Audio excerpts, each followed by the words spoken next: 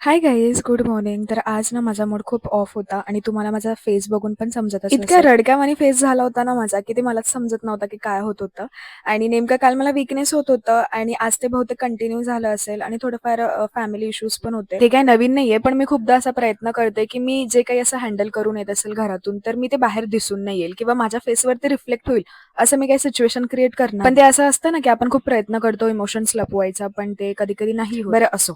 तर त्यानंतर आज सरांचा बर्थडे पण होता. जे आमचे को-डायरेक्टर आहेत गौरव सर, म्हणजेच मॅमचे हसबँड. त्यांचा बर्थडे होता. सेलिब्रेशन करणार होतो आम्ही. त्यानंतर त्यांच्याकडनं पण आम्हाला छोटीशी ट्रीट होती. छोटी म्हणजे खूप मस्त ट्रीट होती. ती पुढे तुम्हाला दिसेल. इथे तुम्ही बघू शकता मॅम आणि सर दोघं सोबत होते.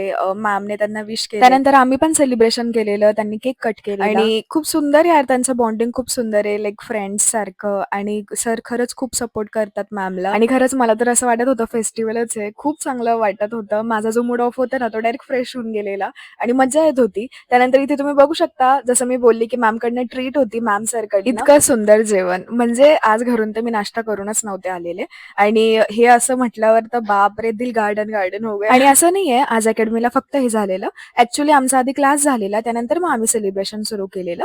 बरं, तर त्यानंतर मस्त फुल पेट जेवण केल्यानंतर माझ्या एका फ्रेंडने मला ॲज अ मॉडेल म्हणून मॅनिक्युअर करण्यासाठी घेतलेलं आणि सध्या माझा मेकअपचाच क्लास आहे ना, सो माझं ते झाल्यानंतर मी फ्रीच असते. आता पहिलं कसं होतं, की हेअरस्टाईल होती, पण हेअरस्टाईलचं माझं ऑलरेडी झालेलं आहे म्हणून मला फक्त मेकअप आणि मग म्हटलं माझ्याकडे टाईम आहेच, तर का नाही मी मॅनिक्युअर केलं पाहिजे आणि मी फर्स्ट टाईम करत असेल, सो मला पण एक्सपिरियन्स घ्यायचा होता. तर मग मी मॅनिक्युअर करायला बसलेले. त्यानंतर मला ना असं वाटतं, की आता थेरी पार्ट चालू आहे म्हणून मी 1-2 अवर्समध्ये फ्री होते.